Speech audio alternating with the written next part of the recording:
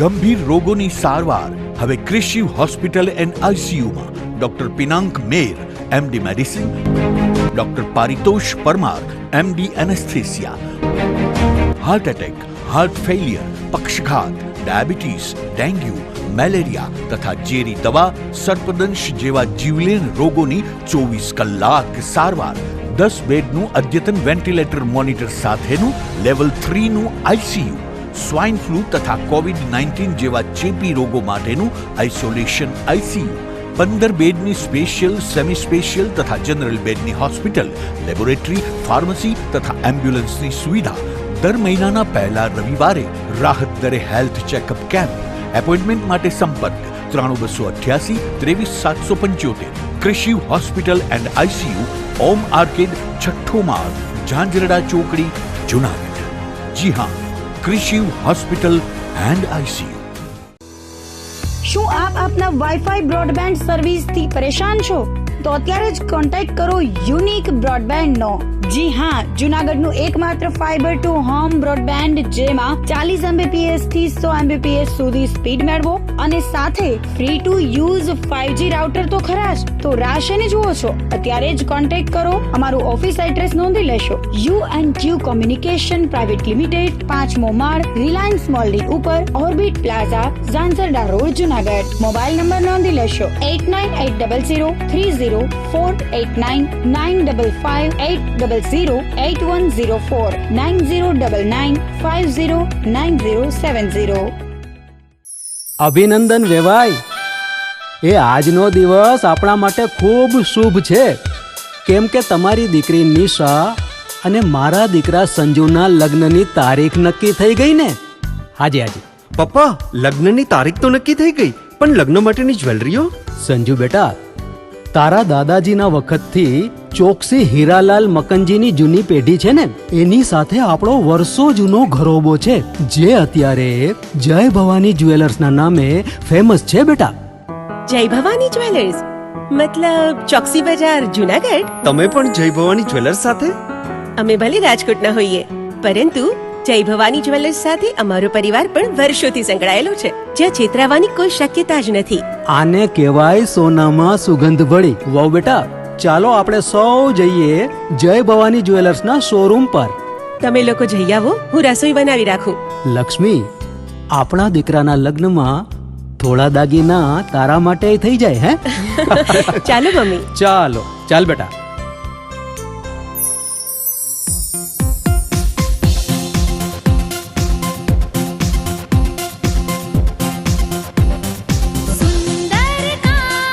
વ્યાજબી દામ, એક જ નામ, જય ભવાની જ્વેલર્સ. તહેવાર વ્યવહાર, બંગડી વીંટી હાર, ડિઝાઇન અપાર, જય ભવાની જ્વેલર્સ, જય ભવાની જ્વેલર્સ.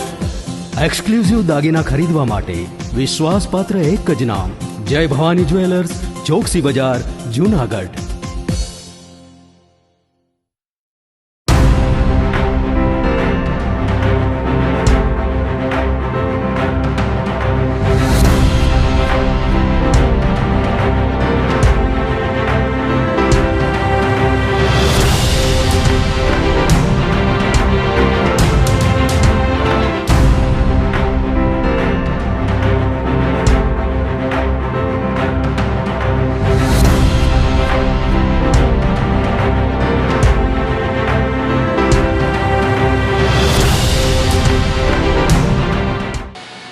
નમસ્કાર, જુનાગઢ મિરર ન્યૂઝમાં સ્વાગત છે આપનું. જો આપની સાથે વલ્લરી વ્યાસ અને શરૂઆત કરીએ આજના મુખ્ય સમાચારોથી.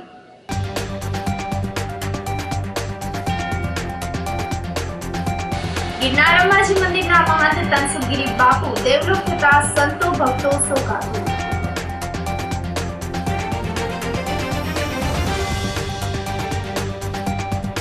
ઇકોઝોનના વિરોધમાં સિંહ દર્શનને અટકાવવાની ચીમકી.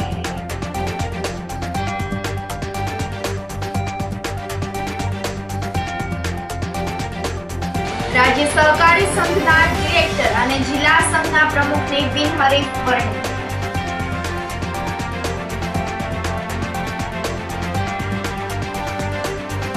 અને બાઇક પરથી પડી ગયેલ 1 લાખની થેલી સીસીટીવીની મદદથી શોધી પરત કરી. આ સાથે જોઈએ સમાચારો વધુ વિગતવાર. ગિરનાર અંબાજી મંદિર દત્ત શિખર અને ભીડભંજન મહાદેવ મંદિરના મહંત તનસુખગીરી બાપુ દેવલોક થતા સંતો ભક્તો શોકાતુર થયા છે. લાંબી બીમારીના અંતે રાજકોટની ખાનગી હોસ્પિટલમાં સારવાર ચાલી રહી હતી, જે દરમિયાન બાપુએ અંતિમ શ્વાસ લીધા હતા. તનસુખગીરી બાપુ દેવલોક થતા ગિરનાર ક્ષેત્રના સંતો અને ભક્તો તેમજ સેવકોમાં ગમગીની વ્યાપી ગઈ છે. સાધુ સંતો આગેવાનો વગેરે બાપુને શ્રદ્ધાસુમન અર્પણ કર્યા હતા. દરમિયાનમાં પૂજ્ય તનસુખગીરી બાપુની પાલખી યાત્રા સવારે ભીડભંજન મહાદેવ મંદિર ખાતેથી નીકળી હતી અને ભવનાથથી બપોરે ભીડભંજન મહાદેવ મંદિર ખાતે પરત ફરી હતી. ભીડભંજન મહાદેવના સાનિધ્યમાં તનસુખગીરી બાપુને વૈદિક મંત્રોચ્ચાર વચ્ચે સમાધિ આપવામાં આવી હતી. આ તકે ભવનાથ મંદિરના મહંત હરિગીરી બાપુ, જુનાગઢ નગર દેવતા ભૂતનાથ મહાદેવ મંદિરના महंत महेशगिरी बापू, महेंद्रानंदगिरी बापू, इंद्र भारती बापू, संतो महंतो તેમજ સેવકો પણ ઉપસ્થિત રહ્યા હતા. 11:30 बजे फोन आया मेरे पास कि महाराज का शरीर पूरा हो गया. उसी टाइम तुरंत ही सारे महात्मा जहाँ भी थे, जहाँ तहाँ जहाँ भी कोई था, तुरंत ही सभी लोग गोकुल हॉस्पिटल के तरफ प्रस्थान किया और वहाँ से महाराज जी का जो है शव के साथ यात्रा के साथ सभी लोग वीरभंजन महादेव पहुँचे और उसके बाद वहाँ से विधिवत पंचगव्य से दही, दूध, शहद और हर प्रकार से विधिवत उनका स्नान हुआ. स्नान के बाद वस्त्र आदि हुआ. फिर आखिरी जो वस्त्र होता है भस्म का लेपन हुआ और भस्म से महाराज का स्नान कराया गया. उसके बाद पुष्प श्रृंगार तमाम अनेक प्रकार के जो था सुगंध माने पुष्पों द्वारा उनका अभिषेक किया गया. उसके बाद शोभा यात्रा जो है यहाँ से निकाली गई भगवान दत्तात्रेय के सीढ़ियों पे, क्योंकि महाराज दत्तात्रेय को मानते थे, अम्मा जी को मानते थे. तो अम्मा महारानी, गौमुखी और अनेक प्रकार का जो भी रूपे रूपांतराय नमः नमः, वो किसी रूप में हो, वो अध्यात्म है, वो वृक्ष के रूप में हो, चेतन में हो, उस गिरनार पर्वत पे महाराज के सीढ़ियों पे महाराज का ध्यान लगता था. इसलिए महाराज को वहाँ ले गया और महाराज की तरफ से उसको नमस्कार किया पर्वत को और वहाँ के देवी देवताओं से, क्योंकि महाराज स्वयं महादेव से निकले थे, महादेव में समा गए. स्वयं ब्रह्म से आते हैं, ब्रह्म में जीव चला जाता है. शिव माने जीव, जीव माने शिव. तो महादेव के अंदर जो है वो प्रवेश कर गए हैं और इसलिए भगवान जो है उनको अधिक से अधिक लोग कंधा दे सके. जैसे आप जानते हैं बच्चा के और पिता का कार्य होता है, बुजुर्गों का काम ये होता है, जो हमारे माता पिता पितरों को होता है, कंधा देने के एक प्राचीन हमारी आर्यावर्त में संस्कृति में अंग है. इसलिए शोभा यात्रा का विशेष महत्व होता है. ये जो था कि सबको कंधा मिले, इसलिए भगवान की यात्रा जो है स्वयं महादेव की यात्रा समझे. क्योंकि हम लोग मानते हैं अभी जैसे शिवलिंग रखी गई है, जैसे आपने देखा समाधि पे उनका पूजन पाठ विधिवत होकर जो है अभी दिया भी जलाया जाएगा, भोग भी लगाया जाएगा, ज्योत भी जलाई जाएगी, अनेक प्रकार का विधिवत कार्य शुरू हो जाएगा. कल उनको धूर रोड जैसे नियम होता है कि मतलब जो परंपरा है कि आपके यहाँ दूध और डालते हैं और सब डालते हैं और 3 दिन के बाद जैसे कि फूल उठाते हैं, फूल चूमते हैं, ऐसी संस्कृति थी. हमारे यहाँ नियम है कि 3 दिन के बाद जो है उसको पुष्पांजलि आदि पूजन. तो हमारा क्यों, हम तो मानते हैं कि वो शिव में थे, शिवमयी हो गए, तो वो शिव जी के अवतार थे, शिव जी में चले गए.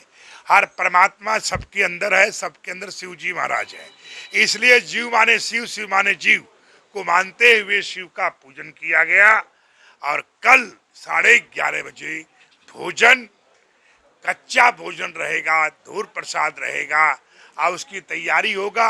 पूछ के नियम है कि 5 पंछियों को भी दिया जा सकता है, कि 5 जीवों को जिया जा सकता है और मनुष्यों को 5 करोड़ को भी खिलाया जा सकता है, 500 को भी खिलाया जाता भी. क्योंकि इसका ये आकार नहीं कितना बड़ा करना है, मगर करना जरूर. पूज्य मोटा पीर बाबा ધનસુખગીરી બાપુ કે જે ગિરનાર શક્તિપીઠ અંબાજી મંદિરના મહંત હતા, તેમજ ભીડભંજન મહાદેવ મંદિરના પણ મહંત હતા. બહુ ટૂંકી બીમારીની અંદર 71 વર્ષની ઉંમરે બાપુ દેવલોક પામ્યા છે. આજે સવારે 10 વાગ્યાથી એમની પાલખી યાત્રા હતી. પાલખી યાત્રાની અંદર સંતો મંતો, જુનાગઢ શહેર, જુનાગઢ આજુબાજુના સામાજિક આગેવાનો સર્વ ઉપસ્થિત રહ્યા હતા. અને આજે ગિરનાર ક્ષેત્ર અને જુનાગઢ શહેર રાંક બન્યું હોય એવી અનુભૂતિ બધાને થઈ રહી છે. બધા ખૂબ જ દુઃખી છે અને એમના આત્માને સદગતિની ચિર શાંતિ મળે એવી માતાજીના ચરણોમાં પ્રાર્થના. 22 નવેમ્બરથી ઠંડીમાં 2 ડિગ્રીનો વધારો થશે. ધીમે ધીમે ઠંડીની શરૂઆત થતા શિયાળો પકડ જમાવી રહ્યો છે.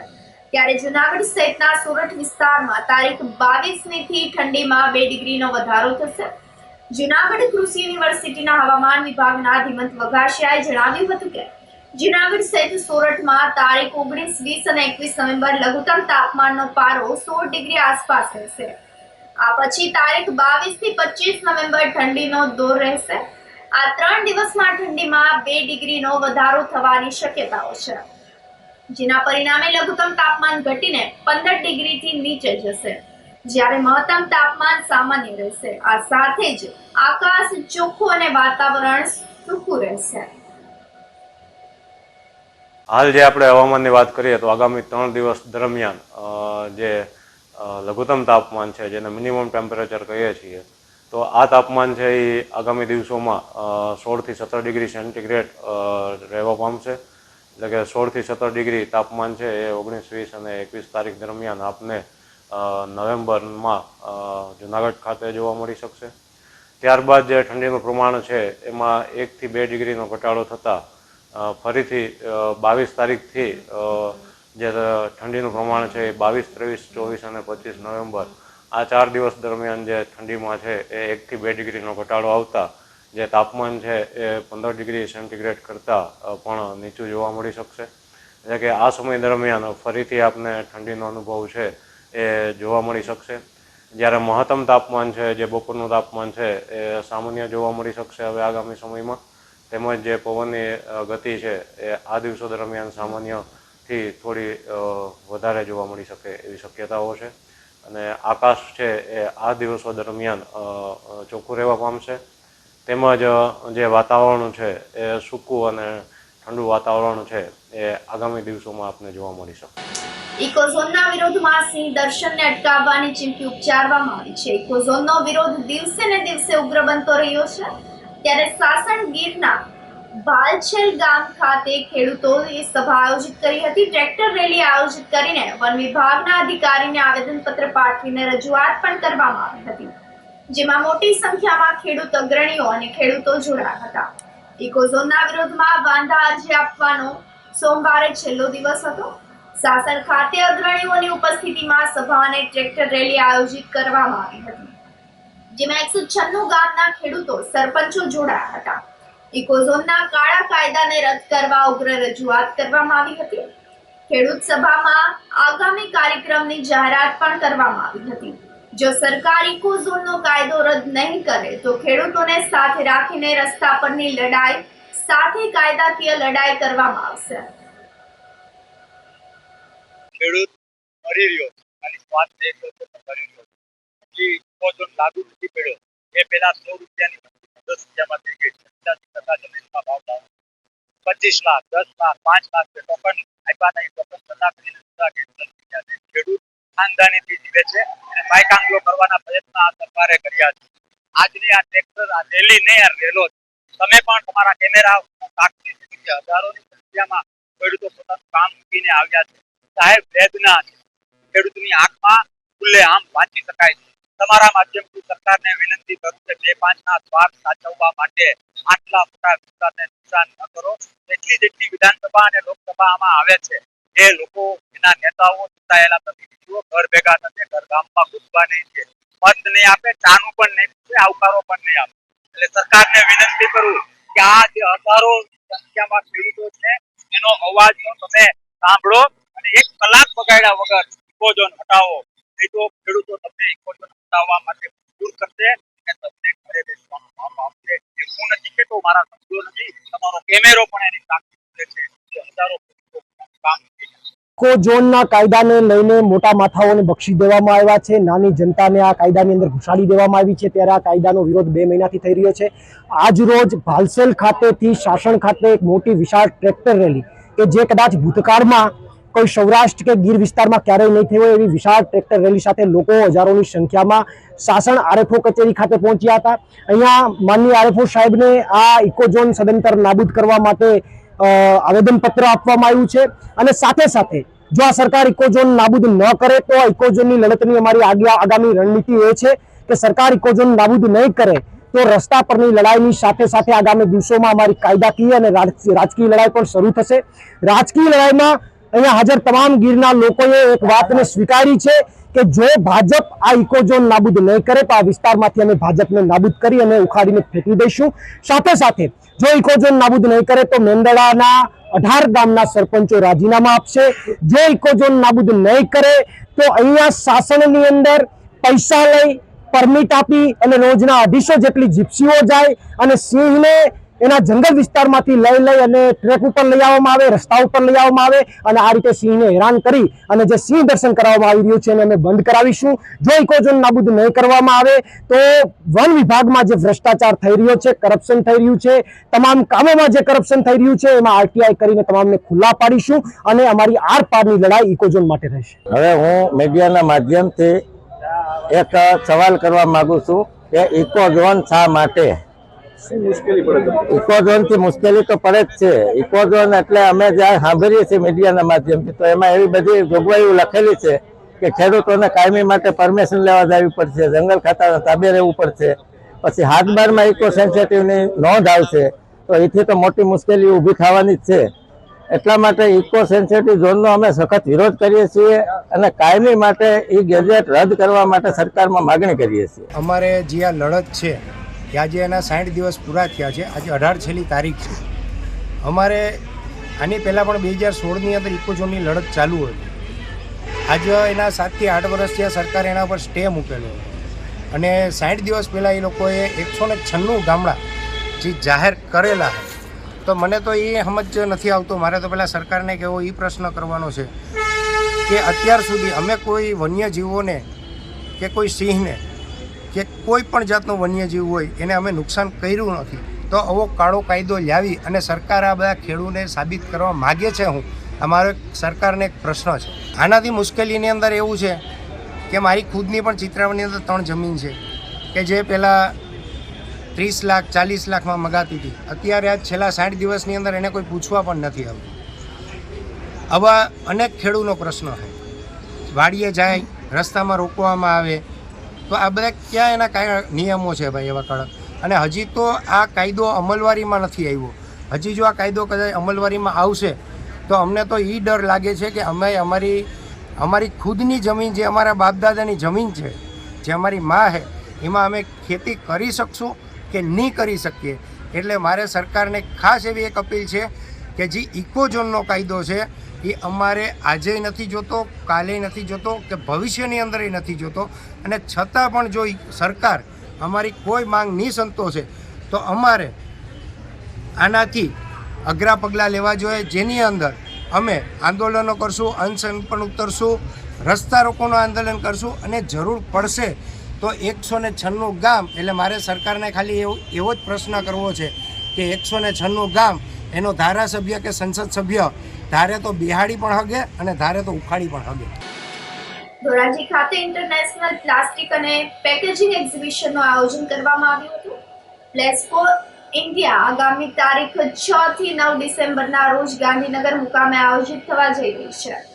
જેના રોડ શોનું આયોજન ધોરાજી ખાતે કરવામાં આવ્યું હતું, જેમાં ધોરાજી, ઉપલેટા, જુનાગઢ, જામકંડોરણા, જેતપુરના ઉદ્યોગકારો જોડાયા હતા.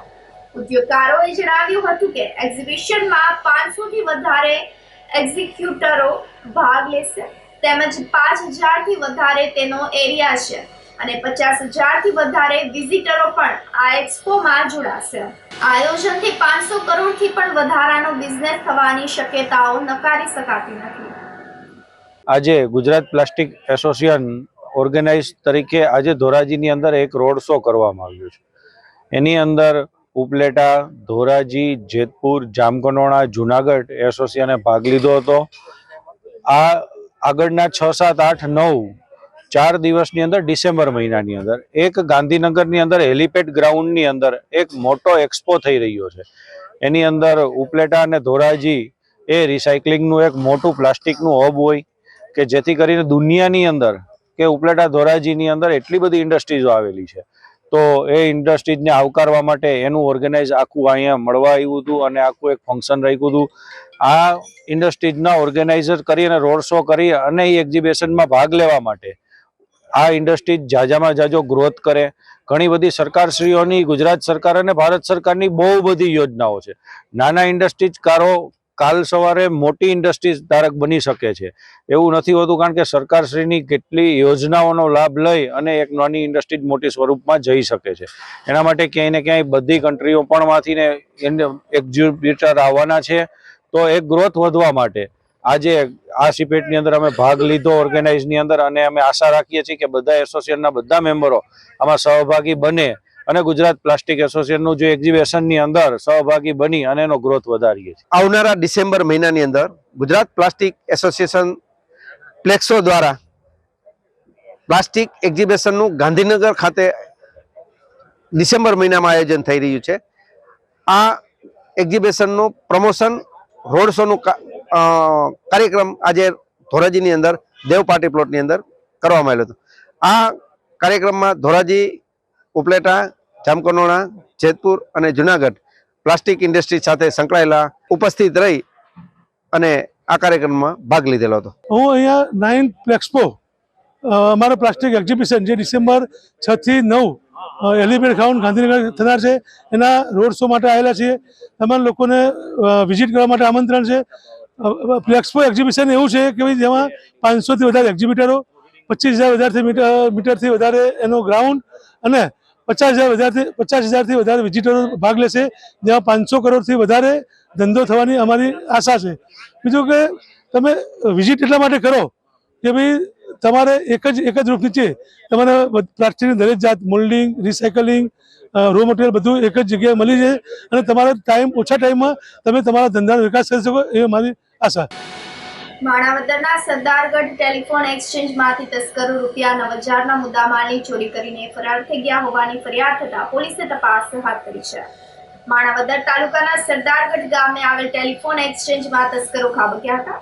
તસ્કરો સરદારગઢ ટેલિફોન એક્સચેન્જની ઓફિસ અને ધાબા પર પડેલ કોપર કેબલ, 4GBTSના grounding wire, alarm cable, fibre cable અને એસીના 2 આઉટડોરના યુનિટ સહિત કુલ રૂપિયા 9,000ના મુદ્દામાલની ચોરી કરી ગયા હોવાની ફરિયાદ ટેલિફોન એક્સચેન્જના કર્મચારી હાર્દિકભાઈ વિરેન્દ્રભાઈ ભટ્ટે નોંધાવતા PIDR પારગીએ તપાસ હાથ ધરી છે. આ સાથે જ સમાચારોમાં સમય થઈ રહ્યો છે એક નાનકડા વિરામનો.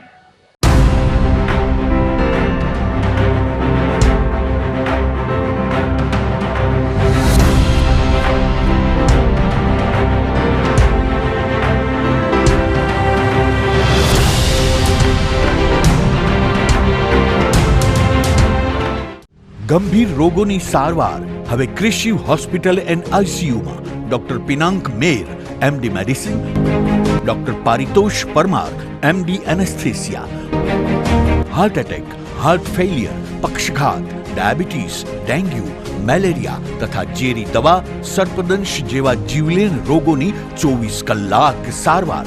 10 બેડનું અદ્યતન વેન્ટિલેટર મોનિટર સાથેનું લેવલ 3નું આઈસીયુ. સ્વાઇન ફ્લૂ તથા COVID-19 જેવા ચેપી રોગો માટેનું આઇસોલેશન આઈસીયુ.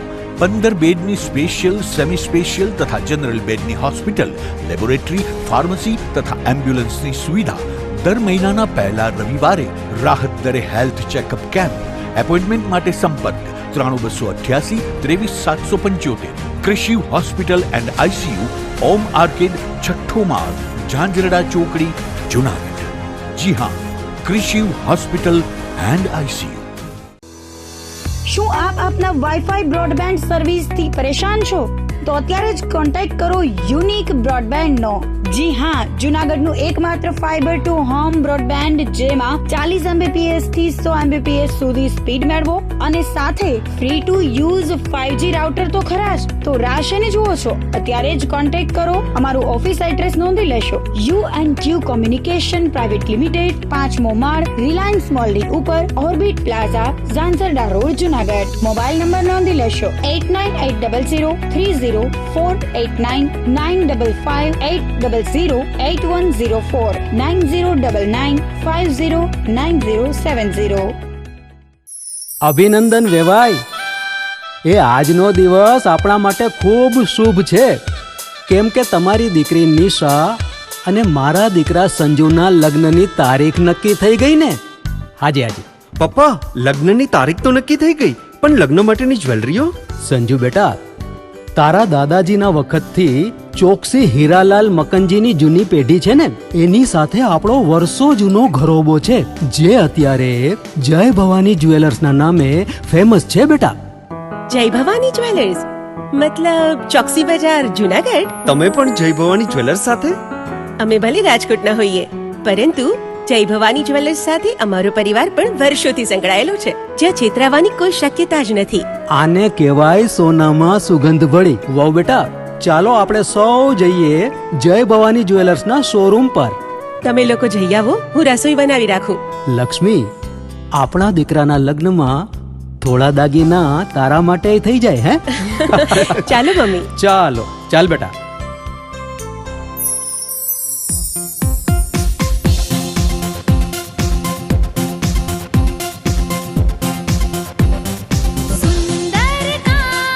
વ્યાજબી દામ, એક જ નામ, જય ભવાની જ્વેલર્સ. તહેવાર વ્યવહાર, બંગડી વીટી હાર, ડિઝાઇન અપાર, જય ભવાની જ્વેલર્સ, જય ભવાની જ્વેલર્સ.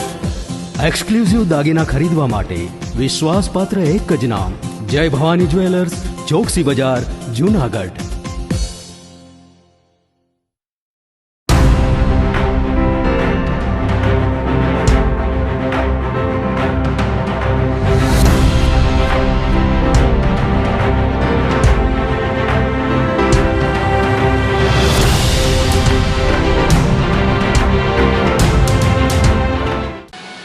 વિરામ બાદના સમાચારોમાં સ્વાગત છે આપનું. રાજ્ય સહકારી સંઘના ડિરેક્ટર અને જિલ્લા સંઘના પ્રમુખની બિનહરીફ વરણી કરવામાં આવી હતી. ગુજરાત રાજ્યમાં સહકારી ક્ષેત્રના પ્રચાર પ્રસાર તેમજ શિક્ષણ અને તાલીમ માટે કાર્યરત ગુજરાત રાજ્ય સહકારી સંઘના ડિરેક્ટરોની વરણી પ્રક્રિયા હાથ ધરવામાં આવી હતી. આ પ્રક્રિયામાં રાજ્યના તમામ જિલ્લામાંથી સહકારી આગેવાનો પ્રતિનિધિત્વ કરતા હોય. જુનાગઢ જિલ્લાના સહકારી અગ્રણી અને ખેતી બેંકના ચેરમેન ડોલરભાઈ કોટેચાને ગુજરાત રાજ્ય સહકારી સંઘના ડિરેક્ટર તરીકે બિનહરીફ વરણી કરવામાં આવી હતી. સંઘના આગેવાનો અને સહકારી આગેવાનોની બેઠક મળી હતી, જેમાં ડોલર કોટેચાને સર્વાનુમતે રાજ્ય સહકારી સંઘમાં મોકલવાનો નિર્ણય કરવામાં આવ્યો હતો. આ અંગે સંઘના ચેરમેન લક્ષ્મણભાઈ યાદવે ડોલર કોટેચાને અભિનંદન પાઠવ્યા હતા. તો બીજી તરફ જિલ્લા ખરીદ વેચાણ સંઘમાં 8મી વખત લક્ષ્મણભાઈ યાદવ ચેરમેન તરીકે નિયુક્ત કરવામાં આવ્યા હતા. મામલતદારની હાજરીમાં થયેલ ચૂંટણી પ્રક્રિયામાં સહકારી અગ્રણી જેઠાભાઈ પાનેરાએ વિહીપ આપી હતી. આ તકે શ્રી કોટેચાએ જણાવ્યું હતું કે જુનાગઢ જિલ્લાનું આપણે સહકારી ક્ષેત્રે મજબૂત પ્રતિનિધિત્વ કરીશું. કોઈ પણ પ્રશ્ન હશે તો નિકાલ માટે સક્રિય રહીશું. ખરીદ વેચાણ સંઘમાં આજે ચેરમેન તેમજ વાઇસ ચેરમેનનું ઇલેક્શન હતું. ભારતીય જનતા પાર્ટીએ જે મેન્ડેટ પ્રથા દાખલ કરેલ છે તે મુજબ પ્રદેશમાંથી અને જિલ્લા કક્ષાએથી માનનીય શ્રી લક્ષ્મણભાઈ યાદવનું ચેરમેન તરીકેનો મેન્ડેટ આવેલ છે અને જયેશભાઈ ગુંદણિયાનો વાઇસ ચેરમેન તરીકે મેન્ડેટ આવેલ છે. બંને બિનહરીફ ચૂંટાયેલા ડેપ્યુટી મામલતદારશ્રીએ જાહેર કરેલ છે. બંનેને ખૂબ ખૂબ અભિનંદન.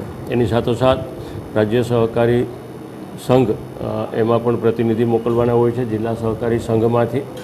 જિલ્લા સહકારી સંઘમાંથી પ્રદેશ કક્ષાએથી અને જિલ્લા કક્ષાએથી મારું નામ એટલે કે ડોલર કોટેચાનું નામ પ્રતિનિધિ તરીકે મોકલવાનું નક્કી થતાં જુનાગઢ જિલ્લા સહકારી સંઘના સર્વે સભ્યશ્રીઓ સહર્ષ સ્વીકારી અને મને બિનહરીફ ચૂંટાયેલો જાહેર કરેલ છે. આ તકે ભારતીય જનતા પાર્ટીના અધ્યક્ષ માનનીય શ્રી સી આર પાટીલ સાહેબ તેમજ જૂનાગઢ જિલ્લા ભારતીય જનતા પાર્ટીના અધ્યક્ષ માનનીય કિરીટભાઈ તેમજ સહકારી ભામાશા કહીએ, સહકારી માર્ગદર્શક કહીએ કે સહકારી સમર્થક કહીએ, અમારા પૂર્વ કેબિનેટ મંત્રી ગુજરાત રાજ્યના પૂર્વ ધારાસભ્યશ્રી અને ગુજરાત રાજ્ય સહકારી બેંકના ડિરેક્ટર શ્રી જસાભાઈ, ખરીદ વેચાણ સંઘના અધ્યક્ષ માનનીય લક્ષ્મણભાઈ, જયેશભાઈ ગુંદાણીયા, માન્ય મનુભાઈ, સર્વેએ માર્ગદર્શન આપી બે ચૂંટણીઓ બિનહરીફ થાય એના માટે થઈ અને સનિષ્ઠ પ્રયત્ન કરેલા. આ તકે હું સર્વે લોકોનો ખૂબ ખૂબ આભાર માનું છું. ભારત માતા કી જય, વંદે માતરમ. નરેન્દ્રભાઈ મોદીના નેતૃત્વ નીચે ભારત સરકારે અમિત શાહ સાહેબના અધ્યક્ષમાં સહકારિતા મંત્રી ખાસ કરીને આખા દેશમાં સહકારિતાનું વાતાવરણ સારું ગોઠવાય, સહકારિતા દ્વારા ખેડૂતોને ખૂબ ફાયદો થાય એ હેતુથી સહકારિતા વિભાગ અલગ કરીને આખા દેશમાં અને દરેક રાજ્યમાં સહકારિતાને મજબૂત કરવાનું બહુ સરસ મજાનું પગલું લીધું છે અને આપણે આવકારીએ. રાજ્યમાં પણ સહકારી પ્રવૃત્તિ બહુ મજબૂત થાય અને સહકારી પ્રવૃત્તિમાં સ્વચ્છતા આવે અને સહકારી પ્રવૃત્તિ દ્વારા ખેડૂતોને કેમ મદદ થાય એ હેતુથી ગુજરાતની રાજ્ય સરકારે પણ એ દિશામાં ખૂબ પગલાં ભર્યા છે. ખાસ કરીને ભારતીય જનતા પાર્ટીના માનનીય પ્રમુખ શ્રી સી આર પાટીલ સાહેબ દ્વારા આખા ગુજરાતમાં સહકારી સંસ્થાઓમાં પાર્ટી દ્વારા ઉમેદવારો નક્કી થાય, પાર્ટી દ્વારા પ્રતિનિધિઓ નક્કી થાય એવો એક બેઝ નક્કી કરીને સમગ્ર ગુજરાતમાં તમામ સહકારી સંસ્થાઓમાં ભારતીય જનતા પાર્ટીની વિચારશ્રેણીવાળા લોકોને એમાં ખાસ કરીને નિયુક્ત કર્યા છે અને મજબૂત રીતે ગુજરાતની અંદર સહકારી માળખું સરસ રીતે ચાલે છે. ગુજરાતની ખેતી બેંક પણ સરસ રીતે ચાલે છે. ગુજરાતની રાજ્ય સહકારી બેંક, અન્ય સંસ્થાઓ અને ખાસ કરીને જૂનાગઢ જિલ્લાની અંદર અમારી જે ટીમ છે, જિલ્લા સહકારી બેંકના અધ્યક્ષ કિરીટભાઈ પટેલ, લક્ષ્મણભાઈ યાદવ, આ બધાની ટીમ અને ખાસ કરીને આમાં અનુભવી સિનિયર સભ્યો છે, મુરબી શ્રી માનની જસાભાઈ બારડ, માનનીય શ્રી ડોલરભાઈ કોટેચા, આવા લોકો આ સહકારી સંસ્થામાં બોર્ડમાં જોડાયેલા છે. એને કારણે સહકારી પ્રવૃત્તિ ખૂબ મજબૂતાઈથી અને ખૂબ વ્યવસ્થિત રીતે ચાલે છે. એનો ખૂબ ભરપૂર આનંદ છે. અહીંયા પણ ફરી વખત લગભગ 5મી ટર્મ લક્ષ્મણભાઈ રામભાઈ યાદવને આ જિલ્લા સહકારી સંઘનું સુકાન સોંપ્યું છે અને જિલ્લા સહકારી સંઘમાં 50 લાખથી પણ ઉપર નફો કર્યો છે. ખૂબ સારું સંચાલન થાય છે અને ખૂબ કરકસરભરો વહીવટ થાય છે. એનો મને ખૂબ આનંદ છે, એટલા માટે કે 4 દાયકાથી પણ વધુ સમય સહકારી પ્રવૃત્તિમાં કાઢ્યો છે અને આ બધી વાત જોઈને ખૂબ અમને આનંદ થાય છે. હું લક્ષ્મણભાઈ, ભાઈ શ્રી જયેશભાઈ અને આખા બોર્ડ ઓફ ડિરેક્ટરને ખૂબ ખૂબ હૃદયથી મારા અભિનંદન આપું છું અને એમને ખૂબ હૃદયપૂર્વક એને હું નવાજું છું. આભાર. 3 જિલ્લા જૂનાગઢ, ગીર સોમનાથ અને પોરબંદરનો જિલ્લા સહકારી ખરીદ વેચાણ સંઘના અધ્યક્ષ તરીકે સતત 8મી વખત માનની અધ્યક્ષ શ્રી સી આર પાટીલ સાહેબ, પ્રથમ વખત કેન્દ્રની અંદર સહકારી વિભાગ બન્યો અને કર્મઠ ગુજરાતના પનોતા પુત્ર એવા માનનીય અમિતભાઈ શાહ સાહેબ, એવા જ અહીંયા જિલ્લાના પ્રમુખ શ્રી કિરીટભાઈ પટેલની રાહબરી નીચે જિલ્લાની સહકારી સંસ્થાઓ અને રાજ્યની સહકારી સંસ્થાઓ દિન પ્રતિદિન બહુ વિકાસ કરી રહી છે અને સહકારી પ્રવૃત્તિ મારફત જે ખેડૂતો છે એમને સારી એવી સહકાર મળી રહ્યો છે, સૌનો વિકાસ કરી રહ્યા છે. આ સહકારી ખરીદ વેચાણ સંઘમાં મારા વડીલ શ્રી માનની શ્રી જસાભાઈ બારડ સાહેબ, જેઓ પૂર્વ કેબિનેટ મંત્રી રહી ચૂક્યા છે અને સહકારી બેંકના ચેરમેનથી માંડીને સહકારી ક્ષેત્રના ભામાશા એવા અમને જસાભાઈનું માર્ગદર્શન સતત મળી રહ્યું છે. મારા ડોલરભાઈ અત્યારે રાજ્ય લેવલે ખેતી બેંકના ચેરમેન તરીકે પણ સારી એવી ખેતી બેંકનું કરે છે. આજે તેઓ રાજ્ય સહકારી સંઘના ડિરેક્ટર તરીકે પણ ચૂંટાણા છે. એવી જ રીતના અમારા ગુજકો મહોત્સવના ચેરમેન શ્રી જે ઇફકોના પણ ચેરમેન છે એવા દિલીપભાઈ સંઘાણી સાહેબ અને અમારા બોર્ડના 2 ડિરેક્ટર શ્રી મનુભાઈ અને કરશનભાઈ, એમનું પણ આ સંસ્થાના વિકાસમાં સારો એવો ફાળો રહ્યો છે.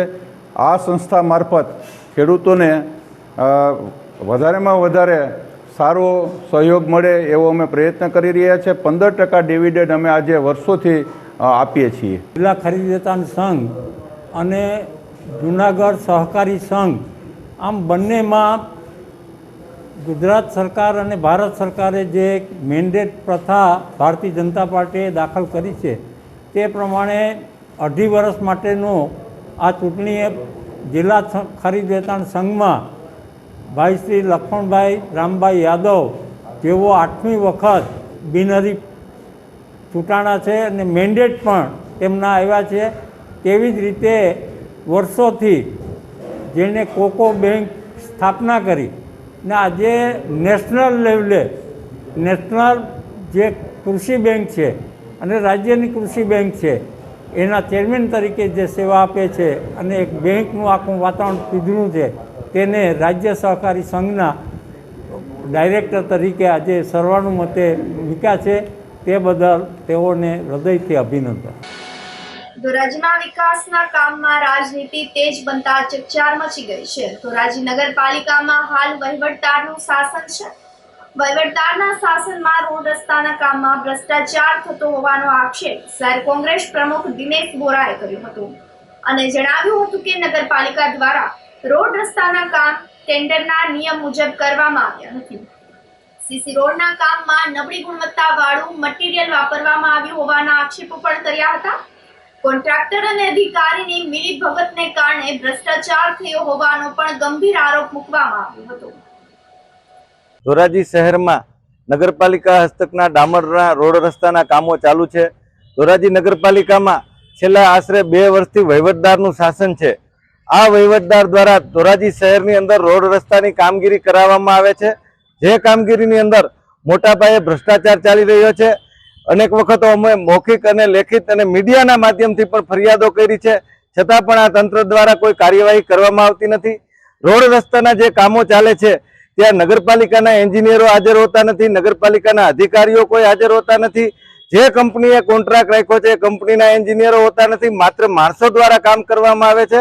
તેમજ થર્ડ પાર્ટી ઇન્સ્પેક્શન જે થવું જોઈએ એ થર્ડ પાર્ટી જે એજન્સી છે એમના પણ કોઈ એન્જિનિયર કે કોઈ જવાબદાર અધિકારીઓ હોતા નથી, જેને કારણે જે રોડ રસ્તાના કામ થાય છે એની અંદર ગુણવત્તાનો અભાવ હોય છે અને આ રોડ રસ્તાઓ તૂટી જવા પામે છે. ત્યારબાદ કોઈ કોન્ટ્રાક્ટર જવાબ આપતા નથી. અનેક વખત ફરિયાદો કરવા છતાં આ તંત્રના પેટનું પાણી હલતું નથી. સ્થાનિક ભાજપની વાત કરું તો આ કોન્ટ્રાક્ટરો સાથે એની મિલીભગત હોય, સાંઠગાંઠ હોય અને અધિકારીઓ સાથે સાંઠગાંઠ હોય તેવું લાગી રહ્યું છે. ચૂંટાયેલા ધારાસભ્ય હોય કે સંસદ સભ્યશ્રી હોય, ક્યારેય કોઈ રોડ રસ્તાના કામો ચાલતા હોય ક્યારેય મુલાકાતો લેતા નથી અને કોન્ટ્રાક્ટરોને છાવરતા હોય એવું અમને લાગી રહ્યું છે. આરસીસીના રોડની અંદર જોઈએ તો રોડ બન્યાના માત્ર 15 દિવસની અંદર રોડ ફાટી ગયા હોય તેવી પરિસ્થિતિ થઈ છે. અને ખાસ કરીને વાત કરું તો જેતપુર રોડની માર્ગ અને મકાન વિભાગનો જે રોડ છે 6 મહિનામાં તૂટી જવા પામેલ હતો, છતાં પણ ધારાસભ્ય કે સંસદ સભ્યશ્રી દ્વારા કોન્ટ્રાક્ટર સામે કોઈ કાર્યવાહી કરવા રજૂઆત કરવામાં આવતી નથી. બાઇક પરથી પડી ગયેલ 1 લાખની થેલી નેત્રમ શાખાએ સીસીટીવીની મદદથી શોધીને પરત કરી હતી. મેંદરડા તાલુકાના દાત્રાણા ગામના દિનેશભાઈ વલ્લભભાઈ વઘાસિયા કામ સબબ જૂનાગઢ આવ્યા હતા. બાઇક લઈને શહેરના મધુરામથી બિલખા ગેટ તરફ જતા હતા. તે દરમિયાન રસ્તામાં ₹1 લાખની રોકડ સાથેની થેલી પડી ગઈ હતી. આ પછી સમગ્ર રૂટ પર તપાસ કરવા છતાં પણ થેલી મળી આવેલ ન હતી. આ અંગેની જાણ ડીવાયએસપી તેજ દાંધલિયાને થતા નેત્રમ શાખાના પીએસઆઈ PH મશરૂની ટીમે વિશ્વાસ પ્રોજેક્ટ અંતર્ગત ઇન્સ્ટોલ કરવામાં આવેલા સીસીટીવી કેમેરાની મદદથી તપાસ કરતા રામ નિવાસથી બિલખા ગેટ વચ્ચે એક અજાણી વ્યક્તિ લઈને જતો હોવાનું જાણવા મળ્યું હતું. આ વ્યક્તિનો સંપર્ક કરીને તેની પાસેથી ₹1 લાખની રોકડ સાથેની થેલી કબજે કરીને દિનેશભાઈને પરત કરવામાં આવી હતી. વિસાવદર તાલુકાના બરડિયા ગામના રોનક રમેશભાઈ નાકરાણી, યશ ભીખુભાઈ તળાવિયા અને શ્યામ રમેશભાઈ સાવલિયા નામના 3 યુવાન મિત્રો રવિવારની રાત્રે 10 વાગ્યાની આસપાસ બાઇક પર ટ્રિપલ સવારીમાં જામકા ચોકડી પાસે જમવા માટે ગયા હતા. જમીને બરડિયા ગામ તરફ પરત ફરી રહ્યા હતા. તે દરમિયાન યશ ભીખુભાઈ બાઇક ચલાવી રહ્યું હતું. લીયા ચોકડીથી બરડિયા ગામ પાસે આવતા રસ્તામાં રોડ ઉપર ડાબી સાઈડમાં નંબર પ્લેટ રેડિયમ નિશાન વગરની પડેલ ટ્રેક્ટરની ટ્રોલી લાઇટના અજવાળાના કારણે યશને નહીં દેખાતા બાઇક ટ્રેક્ટરની ટ્રોલી પાછળ અથડાતા યશ તળાવિયાનું માથાના ભાગે ગંભીર ઈજા થવાથી સ્થળ પર જ મોત નીપજ્યું હતું. આ અકસ્માતમાં ગંભીર પ્રકારની ઈજા થવાથી શ્યામ સાવલિયાને પ્રાઇવેટ વાહનમાં જુનાગઢ ખાતે અને રોનક નાકરાણીને 108 મારફતે ચાપડા ખાતે જયંબે હોસ્પિટલમાં સારવાર માટે ખસેડવામાં આવ્યા હતા. આ અકસ્માત અંગે પોલીસે રોનક નાકરાણીની ફરિયાદના આધારે ટ્રેક્ટર ટ્રોલીના ચાલક વિરુદ્ધ ગુનો નોંધીને પીએસઆઈ RS ડામોરે વધુ તપાસ હાથ ધરી છે. આ સાથે ફરી એક નજર કરીએ આજના મુખ્ય સમાચાર પર.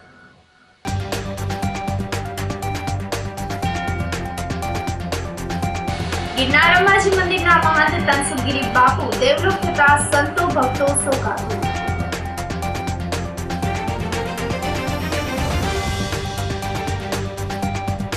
ઇકોઝોનના વિરોધમાં સિંહ દર્શનને અટકાવવાની ચીમકી.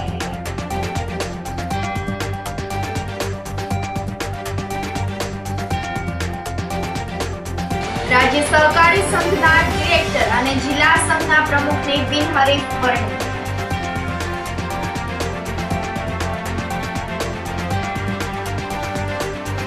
અને બાઇક પરથી પડી ગયેલ 1 લાખની થેલી સીસીટીવીની મદદથી શોધી પરત કરી. સમાચારોમાં આજે બસ આટલું જ. ફરી મળીશું. રજા આપશો. નમસ્કાર.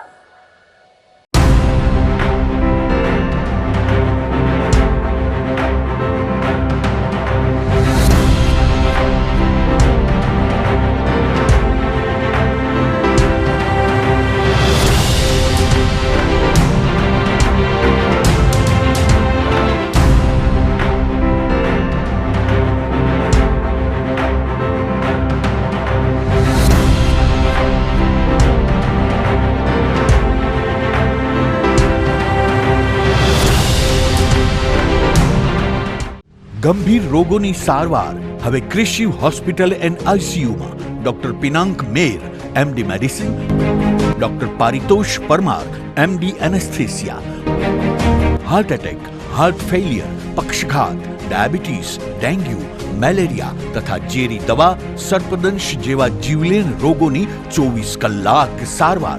10 બેડનું અદ્યતન વેન્ટિલેટર મોનિટર સાથેનું લેવલ 3નું આઈસીયુ. સ્વાઇન ફ્લૂ તથા કોવિડ-19 જેવા ચેપી રોગો માટેનું આઇસોલેશન આઈસીયુ. 15 બેડની સ્પેશિયલ, સેમી સ્પેશિયલ તથા જનરલ બેડની હોસ્પિટલ, લેબોરેટરી, ફાર્મસી તથા એમ્બ્યુલન્સની સુવિધા. દર મહિનાના પહેલા રવિવારે રાહત દરે હેલ્થ ચેકઅપ કેમ્પ. એપોઇન્ટમેન્ટ માટે સંપર્ક 9288 23775. Krishiv hospital and ICU, Om arcade, છઠ્ઠો માળ, ઝાંઝરડા ચોકડી, જુનાગઢ. જી હા, ક્રિશિવ હોસ્પિટલ એન્ડ આઈસીયુ. અભિનંદન વેવાય. એ આજનો દિવસ આપણા માટે ખૂબ શુભ છે, કેમ કે તમારી દીકરી નિશા અને મારા દીકરા સંજુના લગ્નની તારીખ નક્કી થઈ ગઈ ને. હાજી હાજી પપ્પા, લગ્નની તારીખ તો નક્કી થઈ ગઈ, પણ લગ્ન માટેની જ્વેલરીઓ? સંજુ બેટા, તારા દાદાજીના વખતથી ચોકસી હીરાલાલ મકનજીની જૂની પેઢી છે ને, એની સાથે આપણો વર્ષો જૂનો ઘરોબો છે, જે અત્યારે જય ભવાની જ્વેલર્સના નામે ફેમસ છે બેટા. જય ભવાની જ્વેલર્સ મતલબ ચોકસી બજાર, જુનાગઢ? તમે પણ જય ભવાની જ્વેલર્સ સાથે? અમે ભલે રાજકોટના હોઈએ, પરંતુ જય ભવાની જ્વેલર્સ સાથે અમારો પરિવાર પણ વર્ષોથી સંકળાયેલો છે, જ્યાં છેતરાવાની કોઈ શક્યતા જ નથી. આને કહેવાય સોનામાં સુગંધ ભળી. વાવ બેટા, ચાલો આપણે સૌ જઈએ જય ભવાની જ્વેલર્સના શોરૂમ પર. તમે લોકો જઈ આવો, હું રસોઈ બનાવી રાખું. લક્ષ્મી, આપણા દીકરાના લગ્નમાં થોડા દાગીના તારા માટે થઈ જાય. હે ચાલો મમ્મી. ચાલો ચાલ બેટા.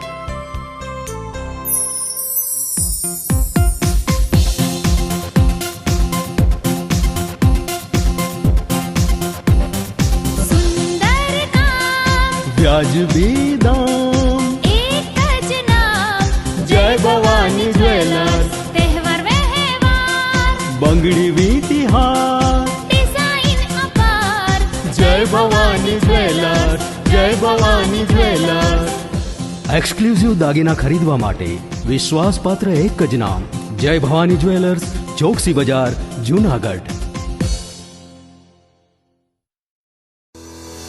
શું આપ આપના વાઈફાઈ બ્રોડબેન્ડ સર્વિસથી પરેશાન છો?